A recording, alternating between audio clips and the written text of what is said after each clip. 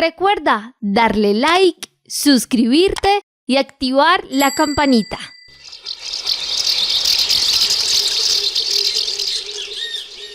Nuestro compromiso ineludible es con la naturaleza. Nuestro oxígeno, la vida en nuestro medio.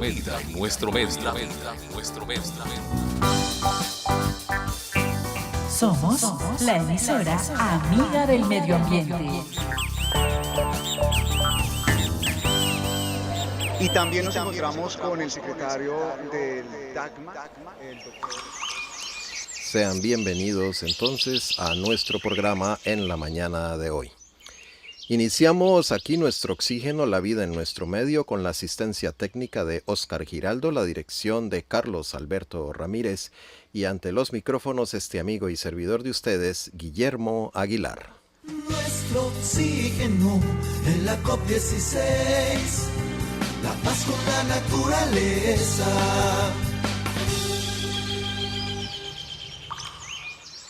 Continuamos llevando a ustedes toda la información referente a la COP16 y el día inmediatamente anterior, en hora de la tarde, pues se llevó a cabo la inauguración de la zona verde, el corazón de la COP16 de la gente. Durante el acto de apertura, la ministra del Medio Ambiente, Susana Muhammad, retiró que la zona verde no es solo un escenario de pedagogía y un aula viva, sino que también es un área política de mucha reflexión. También manifestó que las propuestas y visiones recogidas en más de 100 eventos previos a la COP16, la ministra, en su pequeña alocución en esta apertura, dijo que esta COP representa precisamente el espíritu de la paz con la naturaleza. Escuchemos un poco lo que dijo la señora ministra durante el acto de apertura. Esta apertura de la zona verde representa el espíritu que Colombia ha invitado al mundo a caminar. Y es el espíritu de la paz con la naturaleza que en el fondo implica la movilización de los pueblos. Es principalmente una ágora política de reflexión y de movilización sobre el futuro que nos pertenece a todos y todas. Ese legado lo llevaremos como presidencia de la COP, en cabeza mía y también en nombre del gobierno de Colombia, a esa zona azul. Hemos creado un contexto de discusión política diferente a cualquier COP. Y eso ya es un orgullo y eso es un trabajo mancomunado de todos y de todas. Había miedo, presidente, que la COP fuera a ser un evento excluyente, pero fueron más de 8 asambleas populares, gracias al movimiento social de Cali y el Valle del Cauca, a sus liderazgos dispuestos para llegar a un entendimiento y llegar a una concertación social de cómo hacíamos un espacio equitativo, incluyente. Porque el pueblo tiene la capacidad de deliberar y el pueblo tiene la capacidad de decidir. Un delegado de Suiza me dijo ayer que había visitado esta zona verde y que por primera vez sentía que esto no era falso, que esto no era un maquillaje, que esto no era una puesta en escena, porque no lo es, porque está hecho de carne viva, porque está hecho de lucha, porque está hecho de experiencias y está hecho de la sabiduría y el conocimiento de todos. Asimismo, manifestó la doctora Susana Muhammad, ministra del Medio Ambiente y presidente de la COP16, que desde hoy la zona verde tendrá más de 1,000 eventos en 37 auditorios, 12 universidades de Cali y más de 280 actos culturales en 12 tarimas diferentes. Vamos entonces dentro de unos instantes a estar ya en contacto con nuestros compañeros que estarán en diferentes puntos de la información desde la zona sur y desde la zona verde. Entraremos con ellos también en materia dentro de contados instantes para que ya estén preparados todos nuestros compañeros y puedan llevar la más completa información de la COP16. Otro de los participantes el día de ayer de la inauguración y con quien nuestro compañero Edgar Camacho también tuvo la oportunidad de dialogar fue con el alcalde de Cali, el doctor Alejandro Eder. Él habló en términos muy concretos diciendo que Cali había entrado al club de las ciudades más relevantes del mundo y también mencionó que la ciudad de Cali es una ciudad sostenible. Alcalde, un cordial saludo. Nuestro Oxígeno le escucha. Un saludo muy especial a los oyentes de Nuestro Oxígeno, muy contento de tenerlos aquí en Cali. Cali es el modelo a nivel Latinoamérica hoy de una de las ciudades más relevantes en temas de biodiversidad. ¿Qué significa para el mundo, para Cali? Por supuesto, esa ventana que abren como un modelo de ciudad biodiversidad. Pues para Cali ser sede de la COP16 es un gran honor porque nos pone en el club de las ciudades más relevantes del planeta. Y aquí en Latinoamérica, Cali tiene la grandísima responsabilidad de estar a la vanguardia de lo que es ser una ciudad sostenible ambientalmente y una ciudad además que cuida su biodiversidad. Entonces estamos listos para asumir el reto. Alcalde, una pregunta ya para finalizar. ¿Cuál es su perspectiva o su visión frente a la investigación, la ciencia, el trabajo de acción para lo que viene después de la COP16? Pues después de la COP16, desde Cali estamos planteando que la ciudad se vuelva el ejemplo en Colombia de lo que es ser una ciudad consciente del medio ambiente. Nosotros este miércoles presentaremos en la zona azul de la COP el Plan Maestro Ambiental de Cali, que es el plan maestro que va a ser la base de toda la proyección de desarrollo de Cali de los próximos años de aquí en adelante. También vamos a presentar el plan para el Centro de Investigación Científica y de Biodiversidad que será instalado en el Parque Nacional de los Farallones para proteger el parque inicialmente contra la minería ilegal, pero contra todas las economías ilegales. Y seguiremos fortaleciendo todo lo que es la investigación, la ciencia y la tecnología con proyectos como el Centro de Ciencia, Arte y Tecnología Yagua, que ya inauguramos el primer edificio y esperamos en los próximos años construir los siguientes 2 edificios. Alcalde, una feliz tarde, muchas gracias por estar en Todelar y en Nuestro Oxígeno. Muchas gracias, muchos saludos y a todos los oyentes de Todelar los esperamos en Cali, ya sea para la COP, ya sea para la feria, pero no olviden que Cali es donde deben estar. La ciudad de Cali se convierte en el epicentro del cambio climático con la COP16. Y desde Nuestro Oxígeno queremos invitarte a ser parte de esta gran conversación global. Noticias, entrevistas, análisis y los mejores momentos para que no te pierdas de nada. Juntos podemos ser parte de la solución. Con la COP16, Cali respira y el planeta lo siente. Nuestro oxígeno en la COP16, la paz con la naturaleza.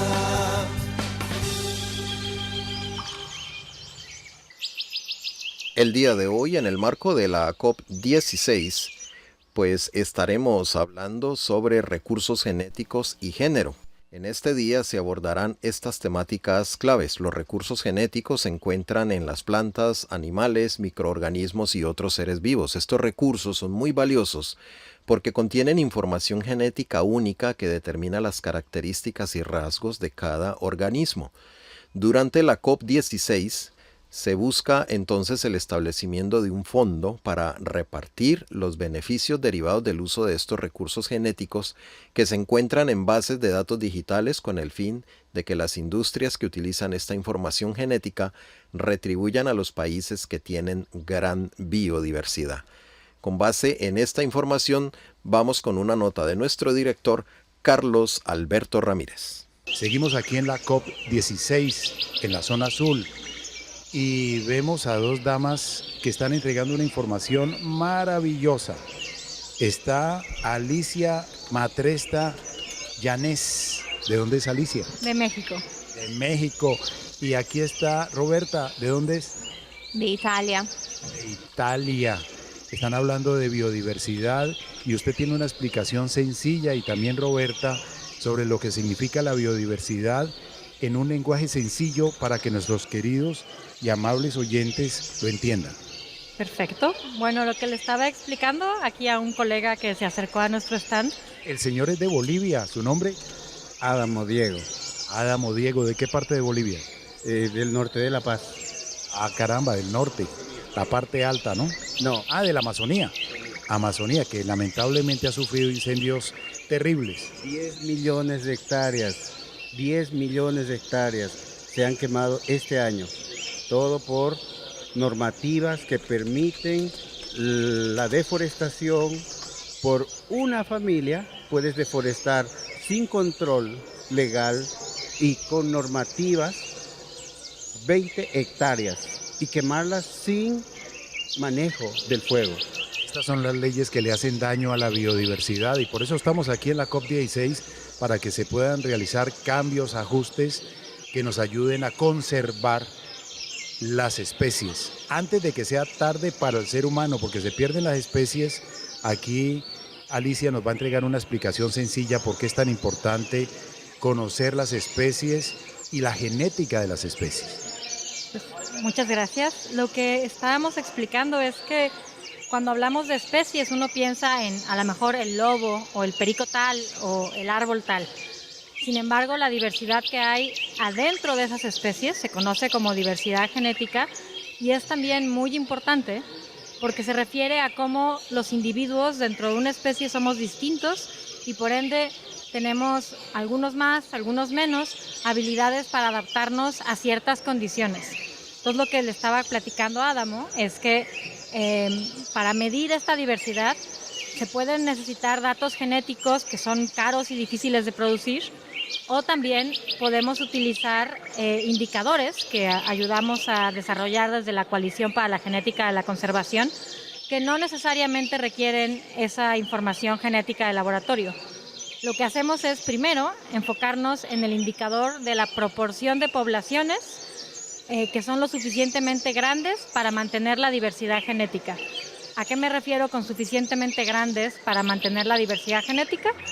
Cuando tenemos poquitos individuos, por ejemplo aquí somos 4 personas.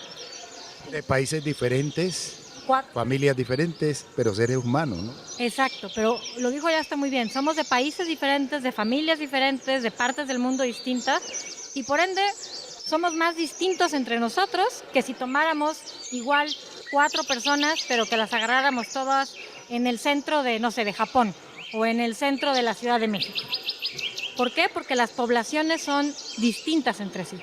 Entonces, el primer indicador que usamos es la proporción de poblaciones que son mantenidas, es decir, de todas las poblaciones que tenía una especie, digamos 5, ¿cuántas logro mantener en el tiempo? Si mantengo las 5 poblaciones, pues entonces 100% conservadas. Pero si se extingue una población, o se extinguen 2 o 3, pues entonces ya nada más voy a tener el 20% de la diversidad que había en la especie. ¿Por qué? Pues porque si pierdo una población, pierdo lo que sea que hacía distinta a esa población, ¿no? Si de repente desapareciera del mapa Japón, pues perderíamos una parte importante de la variación de la humanidad. Lo mismo si de repente se perdiera otra región del mundo, ¿no? Con los humanos. Lo mismo aplica para cualquier otra especie. Entonces, si tenemos una especie que habita en 4 islas, para conservar la diversidad genética de esa especie, necesitamos conservar las 4 islas. Si tenemos una especie domesticada que se divide en 5 variedades, pues necesitamos conservar las 5 variedades para conservar la diversidad genética. Ese es un indicador. Y el otro es el tamaño de la población. ¿Por qué? De nuevo, piénsenlo con este ejemplo de que somos 4 personas. Aquí somos 4 personas y representamos un poquito la diversidad de Italia, de Bolivia, de aquí de Colombia y de México. Pero le apuesto a que si yo agarro 100 personas, voy a tener representada más diversidad. Y me vas a decir, oye Alicia, pero tú te ves muy blanquita para ser mexicana, ¿sí representas bien a la diversidad de México? Pues no represento a la diversidad de México completa porque es muy variada. Para representar a la diversidad de México necesito que haya más personas de México, ¿no? Que la población sea grande. Si esa población la hago pequeñita, en el lugar natural, pues igual que con el ejemplo, es como agarrar a una sola mexicana y pretender representar a toda la diversidad de culturas y de genética, ¿no? Entonces esos son nuestros 2 indicadores y hay un tercer indicador que es cuáles especies se están monitoreando con datos genéticos. Porque sí hay cosas que solo se pueden monitorear con datos genéticos y es algo que le quería comentar al compañero. Por ejemplo, si existió flujo génico, es decir, cruzas con a lo mejor otra especie que fuera invasora o con otra población con la que no quisiéramos que hubiera un flujo. Por ejemplo, en México utilizamos datos de ADN, marcadores moleculares, para ver si hay flujo génico con maíz transgénico, porque no queremos que ocurra ese flujo. Pero no se puede ver al menos que lo monitoreemos con datos genéticos. Entonces son nuestros 3 indicadores. ¿Cuántas poblaciones se mantienen? ¿De cuántas había? ¿Y cuántas poblaciones son lo suficientemente grandes para mantener la diversidad genética? Y por último, si es posible, ¿cuántas especies se monitorean con datos genéticos? Sobre todo cuando hay casos donde hay alguna amenaza que se tenga que monitorear molecularmente. Adamo, ¿qué opina? Y lo vi tomando nota allí de lo que está explicando Alicia. Bueno, en principio es una pena que los estados que actualmente están en esta COP16 no entiendan claramente que esto es ciencia. Esto no es un cuento, no es algo que se inventó o que va a posiblemente pasar. No, es un hecho. 1 más 1, 2. Y esto es ciencia. Así va a ser, porque cuando le comentaba, en mi país, al haberse incendiado 10 millones de hectáreas, 20 millones de solo mamíferos y no sé cuántos en insectos y demás. Es decir, cuánta es la diversidad genética que se ha perdido en mi país, por lo cual eso va a tener repercusiones en un futuro inmediato. ¿Sabe una cosa, Adamo? Que estábamos escuchando hace algún tiempo las noticias de que la selva amazónica, especialmente de Brasil, se estaba incendiando y no se escuchaba nada de Bolivia. Solo hasta que hice un viaje a Bolivia y me di cuenta que el incendio era terrible, era desastroso para el mismo Bolivia. Solamente me di cuenta de las noticias por la preocupación de muchos habitantes de las ciudades, incluso hasta de Santa Cruz de la Sierra, que las llamas estuvieron muy cerca. Entonces, solamente a veces nos damos cuenta cuando vamos al país o cuando los científicos hacen alguna publicación o cuando a través de alguna agencia noticiosa se registra. De resto, a veces esos ecocidios pasan y lamentablemente borran muchas especies y mucha huella genética maravillosa de la biodiversidad. Yo quiero comentar algo que dijo el compañero Adamo. Se hace un incendio, se pierden muchísimos árboles y no sé cuántos animales que ahí estaban. Y después uno dice, bueno, pero se puede reforestar, vamos a reforestarlo. ¿Y de dónde salen las semillas?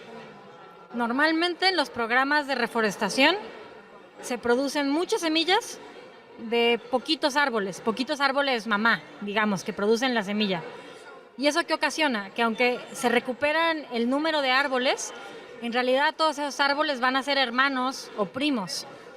Y aunque entonces estamos recuperando la especie, entre comillas, en realidad disminuimos la diversidad genética que había. Que no es lo mismo tener una sola familia, que a lo mejor resulte que todos son alérgicos a los gatos. Yo soy muy alérgica a los gatos. Cuando me quieran matar, enciérranme con un gato y ya, tan, ¿no?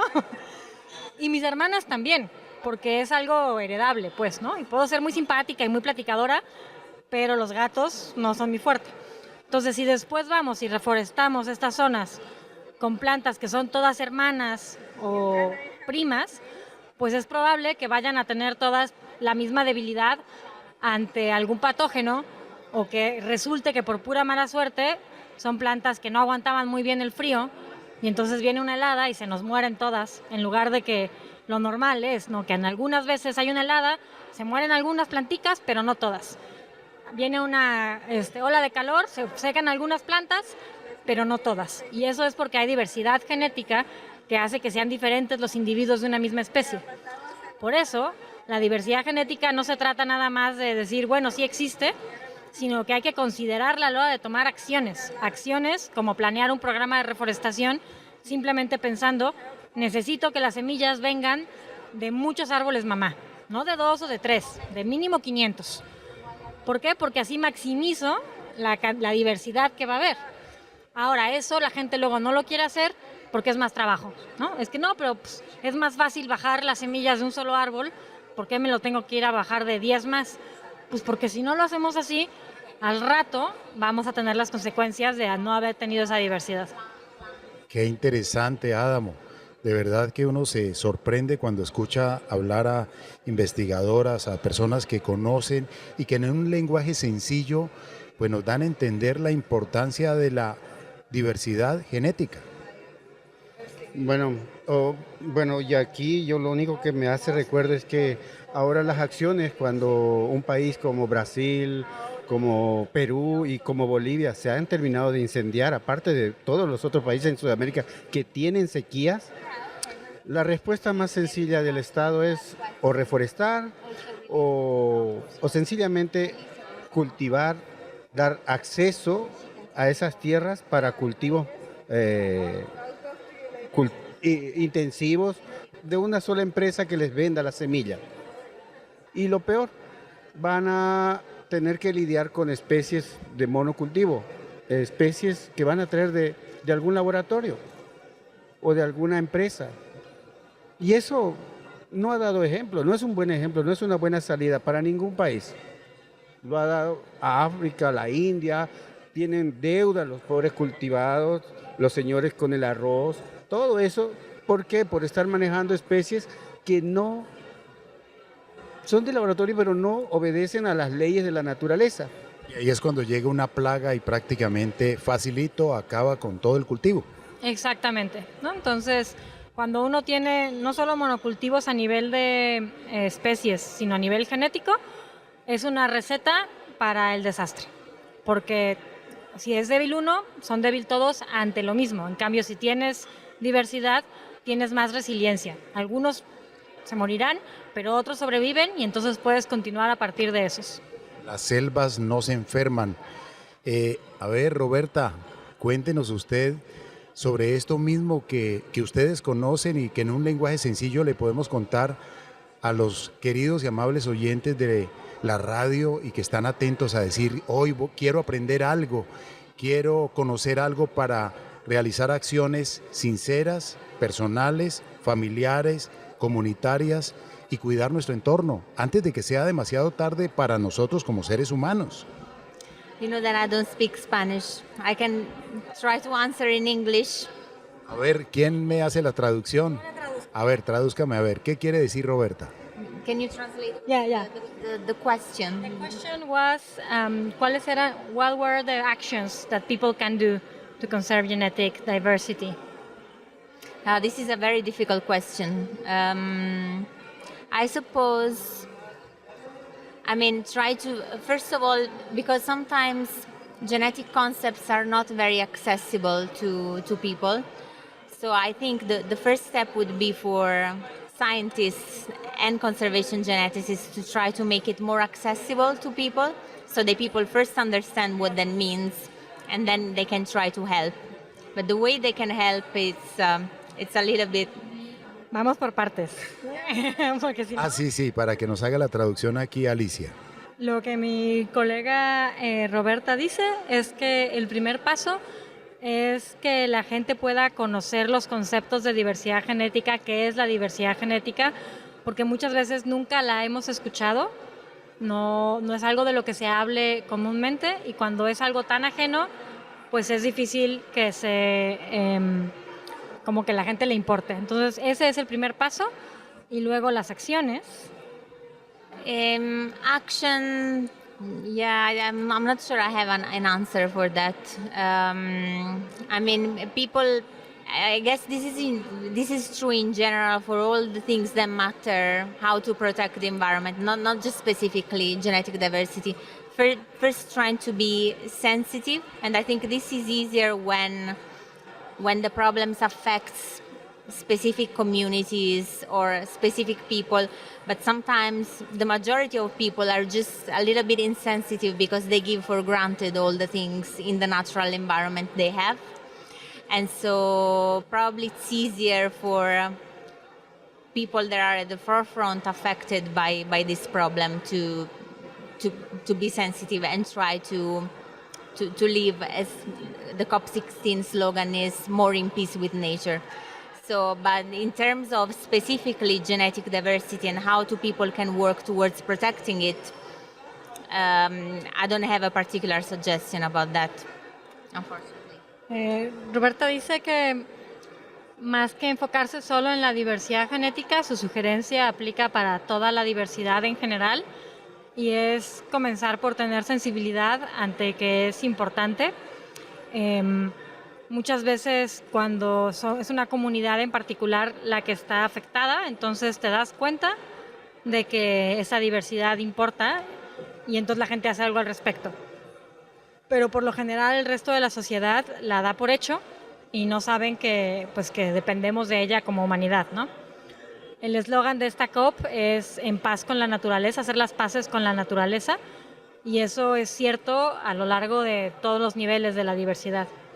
Y Roberta decía que no se le ocurrió una forma en concreto de proteger la diversidad genética, pero a mí sí se me ocurre una muy concreta que es del lado de la diversidad agrícola, pensar en de dónde viene la comida y cuáles eliges. Hay veces que uno puede elegir comer productos locales, de variedades locales, y esa es una forma de conservar la diversidad genética de esos cultivos, porque en cada localidad se irá conservando una distinta.